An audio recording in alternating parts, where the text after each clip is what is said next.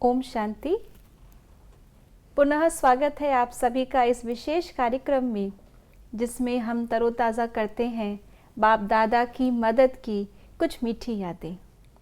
आज हमारे बीच में आदरणीय बृजमोहन भाई साहब एक और बाप दादा की मदद की वो यादें लेकर के आए हैं, जिससे हम कह सकते हैं कि वाकई में करण करावन हार करा रहा है और हम सब सिर्फ निमित्त हैं। भाई साहब, आपका शो पे स्वागत है। ओम शांति।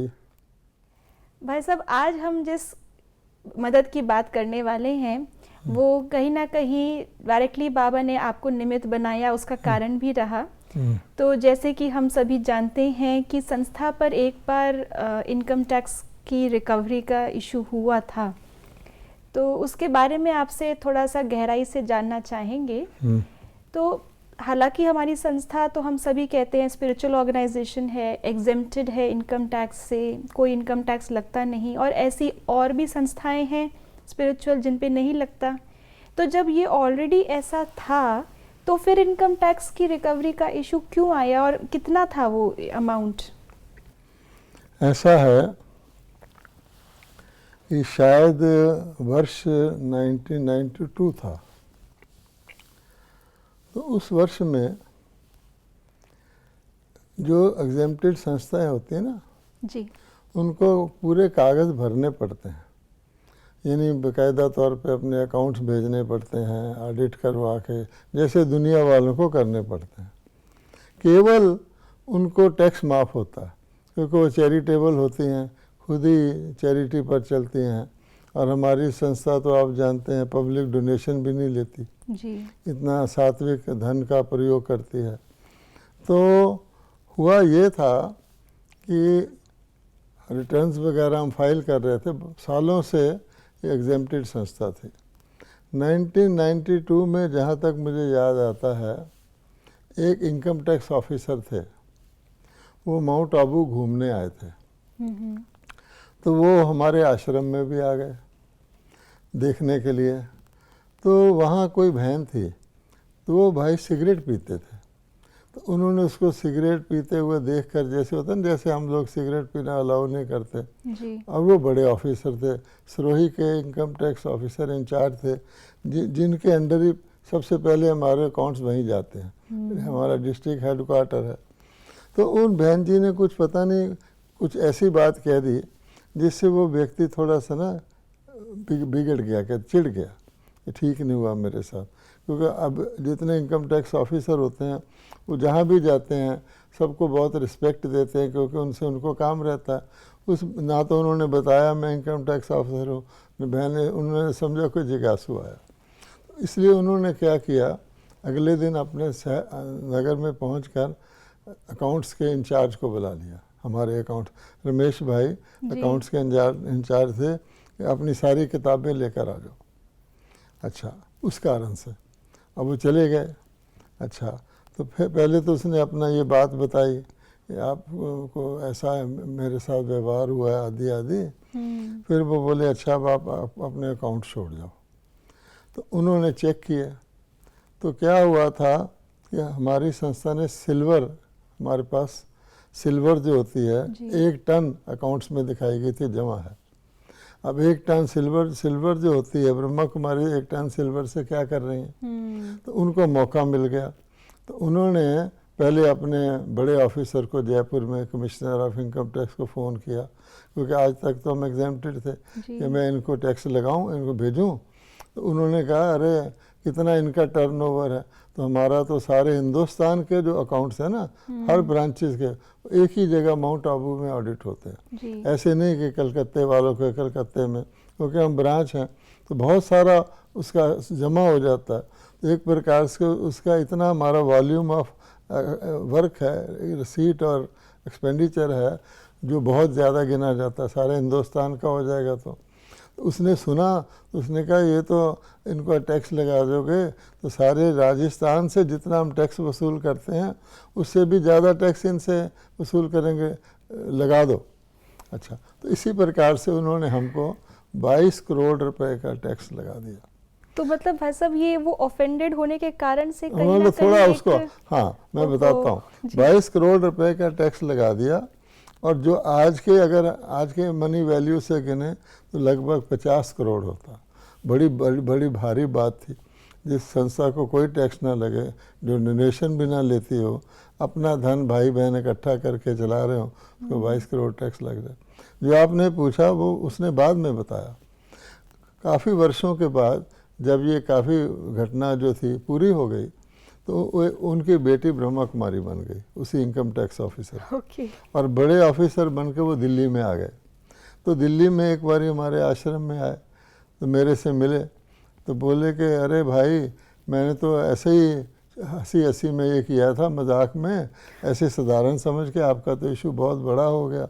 उसकी बेटी अज्ञान में आती थी, तो उसने बताया मुझे। तो तब मैंने समझा कि एक छोटी सी बात से ड्रामा में जो होना होता है जी। वो हो जाता है। तो इस प्रकार से ये हुआ था। तो भाई साहब 1992 की हम बात कर रहे हैं, और जो आपने जैसे कहा कि इतनी बड़ी संस्था है और एक सेंटर का तो सारा अकाउंट्स नहीं है, सब ब्रांचेस का है, सारे वर्ल्ड का, इंडिया का, इंडिया का। हाँ। लेकिन जब ये बात आई तो मधुबन के ऊपर ही, तो उस समय दादी जी का क्या रिएक्शन था? ऐसा था कि आपने ठीक पूछा, दादी जी बीइंग ए फीमेल, एक महिला होने के कारण, और ये इतना बड़ा लायबिलिटी आने के कारण थोड़ा सा कंसर्न थे कि भाई क्या होगा, इतना बड़ा टैक्स आ गया है और क्या करें। तो मैं उनके ऑफिस में ही था। तो वैसे तो हमारे अकाउंट्स का काम हमारे रमेश भाई जी करते हैं जी। सारे अकाउंट्स, ऑडिट, इनकम टैक्स। तो क्योंकि मैं ये पढ़ा हुआ हूँ, और मैंने पिछले एक एपिसोड में बताया भी था कि मैंने पास होने के बाद 1956 से 1957 एक क्वार्टर और प्रैक्टिस की थी चार्टर्ड अकाउंटेंसी जी। और मैंने इसके लिए ट्रेनिंग लेनी पड़ती है। चार्टर्ड अकाउंटेंसी पास करने के लिए आपको 3 साल की अप्रेंटिसशिप किसी चार्टर्ड अकाउंटेंट फर्म के अंडर लेनी पड़ती है बिफोर अपीयरिंग इन एग्ज़ाम। वो मैंने एक बहुत अच्छे चार्टर्ड अकाउंटेंट से ली हुई थी, वो इंग्लैंड से पढ़े हुए थे, इसलिए मुझे इसका काफ़ी तजर्बा था। उनके अंडर 3 साल में मैंने बहुत से केसेस हैंडल किए थे, यद्यपि मैं छोटी उम्र का था, पर वो मेरा काम पसंद करते थे और जानबूझ के मुझे साथ ले जाते थे।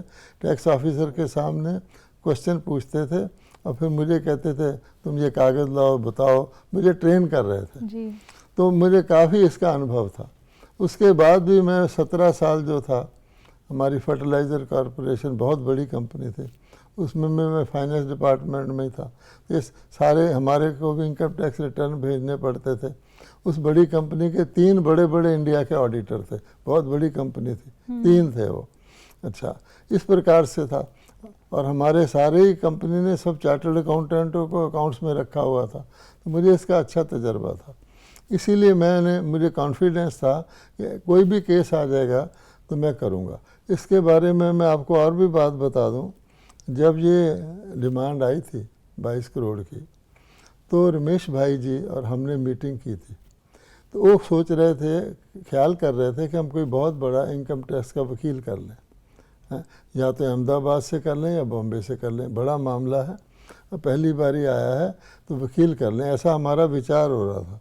फिर मैंने उनको कहा भाई साहब, कोई भी वकील करोगे तो उसको इतनी डिटेल तो पता नहीं होगी सारी संस्था की, ना वो इसी प्रकार के उत्तर दे सकता है जैसे हम लोग दे सकते हैं।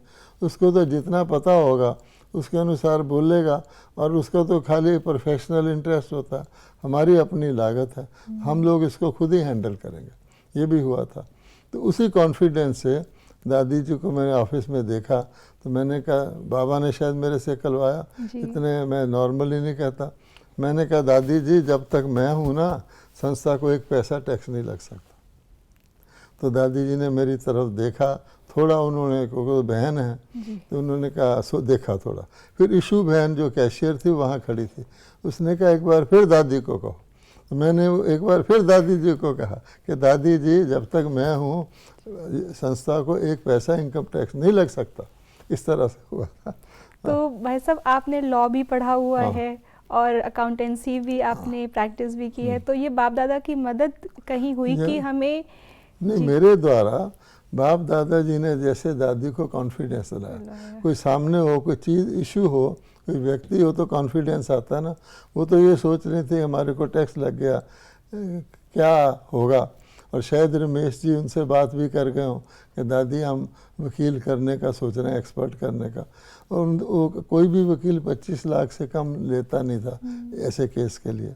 हो सकता था एक अपील के बाद दूसरे में भी जाना पड़े, तो शायद दादी जी को मेंशन कर गए होंगे। उनके ख्याल में वही ख्याल चल रहा था, एक तो इतना बड़ा टैक्स, फिर उसके लिए वकील करो। तो इसलिए मैंने उनको कहा कि दादी जी जब तक मैं हूँ यज्ञ को एक पैसा टैक्स नहीं लग सकता, क्योंकि मुझे कॉन्फिडेंस था। अच्छा, बाबा ने बुलवाया ताकि दादी को भी उत्साह ठहर जाए वो जी। तो फिर भाई साहब ये आपने ही पूरा इसको ड्राइव किया हायर अथॉरिटी तक अपील करना वगैरह? हाँ, नहीं, फिर ये हुआ, फॉर्मल कागज़ तो यज्ञ की तरफ से भेजे जाते थे, लेकिन मैंने इसको हैंडल करने की जिम्मेवारी ले ली। अच्छा, अब हुआ क्या कि अपील जो होती है वो उदयपुर में होती है, इसकी अपीलेट अथॉरिटी वहाँ है जी। तो वहाँ पर अपील की गई। तो मैंने अपने विश्व रतन दादा अकाउंट्स के इंचार्ज थे, सारे अकाउंट्स वगैरह ले जा के हम गए वहाँ। तो अपीलेट अथॉरिटी को मैंने बहुत समझाने की कोशिश की कि भाई ये संस्था स्पिरिचुअल संस्था है, ऐसे है, पता नहीं किसने इसको टैक्स लगा दिया है। नॉर्मली तो इनकम टैक्स वाले वहाँ आते हैं, स्पिरिचुअल एंगल से आते हैं, दादी जी को प्रणाम करते हैं। उन्होंने कभी ख्वाब में भी नहीं सोचा कि हम इस संस्था को बैठ के टेस्ट लगाएं या चेक करें, है ना। अच्छा, मुझे याद है इसी कॉन्टेक्स्ट में एक बारी एक टैक्स ऑफिसर बाबा से मिला था, इनकम टैक्स का बड़ा ऑफिसर। तो वो ऐसे मिला, फिर बोला बाबा जी आपकी तो बड़ी संस्था है, आपके अकाउंट्स चेक करो, टैक्स कराएं। बाबा ने कहा बाप को टैक्स लगाता है, इतना ही कहा था।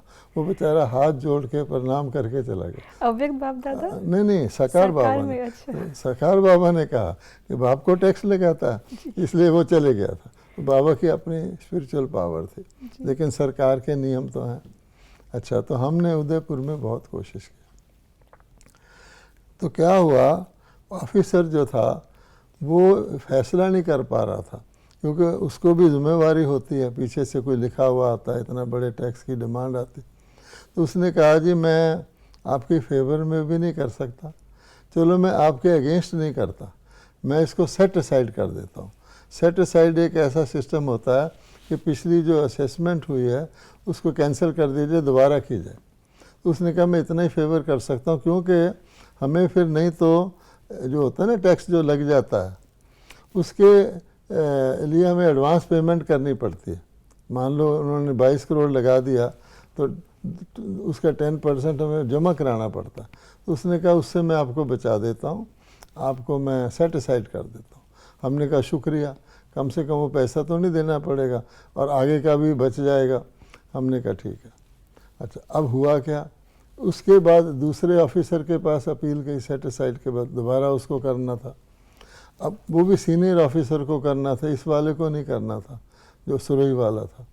तो उसने क्या किया, असेसमेंट करके और ही हमारी डिमांड बढ़ा दी, 22 करोड़ से 26 करोड़ कर दी। ये हुआ। तो उसने भी कुछ उसमें अपना उसने देखा, सारी फाइल को देखा, उसके हिसाब से उसने समझा, जैसे पहले वाले ने समझा कि बहुत बड़ी असामी है, इनको टैक्स लगाएंगे तो हमें करोड़ों मिल जाएगा। और उन दिनों ऑफिसर्स को ये भी होता तुमने कितनी रिकवरी टैक्स गवर्नमेंट को दिलवाया, और उनका ये कोटा सा बना होता है, एक सिस्टम है। तो मतलब ये उसने हमारी वो बढ़ा दी। जबकि हमारे भाई उस वक्त संतराम जी होते थे, वो इनकम टैक्स के वकील भी थे, आबू में सरेंडर भी थे, और उन्होंने इनकम टैक्स पर किताबें लिखी हुई थी वहाँ। तो वो मुझे जब करके आए थे तो मुझे बड़ी खुशी से बोले, क्योंकि भाई जी मैंने उनको अपनी बुक्स दिखाई। उसने कहा अच्छा आप बुक्स के ऑथर हैं इनकम टैक्स के? बड़ी खुशी से कह रहे थे अब ये ख़त्म हो जाएगा। लेकिन जब उन्होंने भी सुना कि उसने 22 का 26 कर दिया, ही वॉज मोस्ट सरप्राइज्ड। दादी जी के पास भी गया, खैर दादी जी को मैंने क्या रखा था, मैंने जिम्मेवारी ली हुई, दादी बाबा बैठा। अच्छा, अब क्या हुआ, जब इतना टैक्स लग गया तो मामला फिर आगे जाता है दिल्ली में। दिल्ली में जो हाईएस्ट अथॉरिटी होती है इनकम टैक्स की वो होता है central board of direct taxes, CBDT। और उसका जो ऑफिस होता है वो जैसे राष्ट्रपति भवन के आसपास गवर्नमेंट के विंग्स बने हैं ना, होम मिनिस्ट्री, डिफेंस मिनिस्ट्री, एक फाइनेंस मिनिस्ट्री का वहाँ ऑफिस होता है। अच्छा, उसमें home ministry, defence ministry, foreign ministry और फाइनेंस, 4 ही हैं वहाँ पर। तो फाइनेंस मिनिस्ट्री के ऑफिस में, क्योंकि ये हाईएस्ट अथॉरिटी है इनकम टैक्स की, इसका ऑफिस वहाँ है। तो हम तो दिल्ली में ही रहते थे, तो मैंने आशा बहन को कहा कि चलें। हाँ, इससे पहले एक और बात मैंने आपको बतानी थी कि जब हम दूसरी बारी असेसमेंट हुई ना, तो उस समय एक वकील ले जाना था, क्योंकि दूसरी बारी हो रही थी। अब हम रमेश भाई ने कहा कि वकील भेज दो, अच्छा सा वकील। मैंने कहा नहीं, मैं ही आऊँगा वकील के साथ। तो दिल्ली में एक डॉक्टर गौरी शंकर थे, साउथ इंडियन थे, और वो doctor Gauri Shankar farmer member of the CBDT थे, इतने लायक थे वो। तो हम उनसे मिले और उसको संस्था का काम बताया। उन्होंने कहा मैं करता हूँ, मैं आपके साथ चलता हूँ। वो और उनका बेटा साई कुमार, वो भी उसी लाइन में था, उनके साथ ही काम करता था। वो दोनों मेरे साथ जो उदयपुर में आए। तो उनसे संपर्क कैसे हुआ भाई साहब? मैं वैसे ही हम मिले, और वो किसी ने कहा कि ये मशहूर आदमी है और ये CBDT का फॉर्मर मेंबर है। तो मैंने सोचा ये बहुत एक्सपर्ट होगा, तो मैंने उनसे फीस वीस भी तय नहीं की। मैंने कहा उनको ले चलते हैं, आश्रम दिखाएंगे, उनको थोड़ा स्पिरिचुअल बातचीत की। अच्छा, अब जी क्या हुआ कि हम लोग उदयपुर गए, उन्होंने आर्गूमेंट्स वगैरह अपने पेश किए। उसके बाद वो मुझे बोले कि भाई ब्रिजमोहन भाई, यहाँ एक मंदिर है, वो मैं देखना चाहता हूँ। मैंने कहा चलिए। हमने तो वकील थे हमारे, तो वो उनका बेटा और मैं गए। तो मंदिर ज़रा सड़क के दूर था, और वहाँ हमको जूते अपने कार में ही रख के जाना था, क्योंकि वहाँ का ऐसा रास्ता इस तरह का था। तो हम जैसे रेत होती है, तो क्या हुआ कि मैंने अपने जूते उतारे, उन्होंने भी उतारे, उसके बेटे। तो सहज स्वभाव में मैंने अपने जूते भी अंदर रख दिए, उसके भी रख दिए। अच्छा, अब पता नहीं बाबा ने करवाया या क्या हुआ, सहज स्वभाव में। उसको पता है ये चार्टर्ड अकाउंट है, संस्था का मेंबर है। अच्छा, वो उसके ऊपर इतना प्रभाव पड़ा कि ये लोग इतने हम्बल हैं। हम तो उनको अपने घर का बुजुर्ग मान के कि चलो भाई रख दिए, ऐसे पर चांस रख दिए, हो सकता है बाबा ने करवाया हो। अच्छा, उसके बाद वो गए दिल्ली में। फिर उनको ही मैंने कहा कि आपने हमारा CBDT में आ रहा है मामला, उसको भी करना है। कहता करूँगा, लेकिन कहता मैं आपसे फीस नहीं लूँगा। अच्छा, फीस नहीं लूँगा।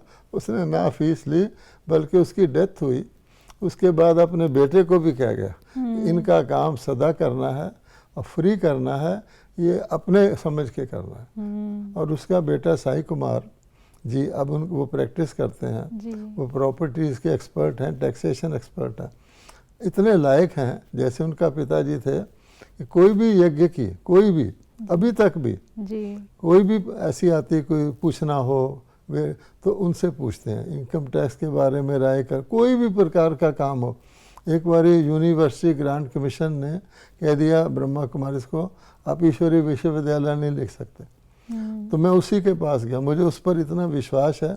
तो उसने कहा जी मुझे यूनिवर्सिटी ग्रांट कमीशन के बोर्ड का फ़ोटो ला के दो। अच्छा, तो क्या हुआ कि उसमें विश्वविद्यालय इकट्ठा लिखते हैं वो जी, और हमने विश्वविद्यालय हम अलग लिखते हैं। उसने इसी को लेकर के, ये वर्ड स्कूल है, विश्वविद्यालय नहीं है, हमारे को जितवा दिया। हमारे को आखिर गवर्नमेंट को कहना पड़ा यू कैन कंटिन्यू विद, इतना लायक है। तो वो भी उसके बाद भी कोई भी काम वो करता है, और उसको हमारा ब्रह्मा कुमार नहीं है वो, लेकिन उसको इतना फेथ है, इतना फेथ है, और समझता है इतना अच्छा काम कर रहे हैं कि उसकी पत्नी को पीछे पैरालिसिस जैसा हो गया था। तो उसने कहा कि मुझे ओम शांति रिट्रीट सेंटर में ले चलो, और वहाँ एक पिरामिड है, उसमें मैं मेडिटेशन करूँगी। और यहाँ शायद पता नहीं कितना समय वो आरसी में रही होगी, लेकिन उसका पैरालिसिस ठीक हो गया फेथ की बेसिस पर। अब उसका और भी निश्चय हो गया। जी। तो कहने का भाव ये बाबा कराता है, एक पैसा हमारा खर्च नहीं हुआ। और ये मेरा वैसे भी रिकॉर्ड है, मैंने कभी किसी वकील को एक पैसा नहीं दिया, कुदरती वो हेल्प करते हैं, बड़े बड़े काम हमारे होते हैं। अच्छा, अब क्या हुआ कि सीबीडीटी में आ गया, और सीबीडीटी एक बहुत बड़ा स्थान है। तो वहाँ पे कैसे टैकल किया भाई साहब आपने सीबीडीटी मैं में? बता रहा हूँ। तो क्या होता है कि सीबीडीटी में हर स्टेट का एक मेंबर होता है। तो राजस्थान को एक लेडी देखती थी। अच्छा, और इनकम टैक्स में जो लेडीज आती है ना, वो बहुत स्ट्रिक्ट होती हैं। ये हमने नोट किया है। तो इंचार्ज थी वो। अच्छा, तो वहाँ का उसका जो चेयरमैन था वो बहुत अच्छा भाई था। तो हमने सोचा सीबीडीटी में जाना है, तो ऐसा तो हो नहीं सकता, हमें कोई जानता नहीं बूझता नहीं, तो कैसे हमारी हेल्प करेगा, और यहाँ तो मामला लीगल है। तो हमने सोचा कि मिनिस्टर ऑफ फाइनेंस उस वक्त जसवंत सिन्हा होते थे, उनको मिला जाए। जी। अच्छा, तो उनको हम जानते नहीं थे, लेकिन हम एल.के. अडवाणी जी को जानते थे, जो शायद उस वक्त होम मिनिस्टर थे। तो हमने उनको कहा कि ऐसा हमारा बहुत बड़ा टैक्स लग गया, बहुत बड़ा। वो भी हैरान हुए, वो हमें बहुत साल से जानते हैं। तो हमने कहा जसवंत सिन्हा जी के पास हमने जाना, अपना केस रखना, आप उनको फ़ोन कर दीजिए। तो उन्होंने फ़ोन कर दिया, जसवंत जी इनका ब्रह्मा कुमारी आए हैं, इनका कोई काम है, ज़रा देख लेना। इतना किया जी। अब हम जसवंत सिन्हा जी के घर गए और उनको सारी बात, बहनें मिली, उनको थोड़ा ज्ञान सुनाया, सारी बात सुनाई। तो जसवंत सिन्हा बोले, बहन जी अब ये मेरा काम है, आपका काम नहीं है, मैं करूँगा। अच्छा, उन्होंने सीबीडीटी के चेयरमैन को फ़ोन कर दिया कि ये स्पिरिचुअल ऑर्गेनाइजेशन है, इनका ज़रा ध्यान रखना। इतना उन्होंने फ़ोन कर दिया। जी। जब हम चेयरमैन से मिले तो उसने कहा, जी जसवंत जी का फ़ोन आया हुआ, I will try to help you as far as possible. जी। अच्छा, मीनवाइल मैंने तैयार कर लिया था केस, इसको कैसे डील करना है। अच्छा, वो जितना मैंने तैयार किया था, फिर आगे बताऊंगा बाबा ने कैसे हेल्प की। जी। तो मैंने कहा जी ऐसा है कि पहले तो ऑन मेरिट हम आपको बताना चाहेंगे, आपके बोर्ड को, कि क्यों हमें माफ़ किया जाए इससे। उसने कहा ठीक है। तो मैं तो खुद चार्टर्ड अकाउंटेंट हूँ, अनुभवी हूँ। तो मैंने उनके पास गया, उस वक्त वो लेडी भी आ गई जो इंचार्ज थी, और एक दो और ऑफिसर आ गया। बहन जी को मैं साथ ले जाता हूँ हमेशा, वो समझे बहनों की संस्था बड़ा रिगार्ड करते हैं। जी। अच्छा, मैंने कहा देखिए सर कि कोई संस्था 1 टन चांदी रखेगी? अगर हम यही पैसा बैंक में रखें तो हमें इंटरेस्ट आएगा, जी। और चांदी तो वैसे ही पड़ी है।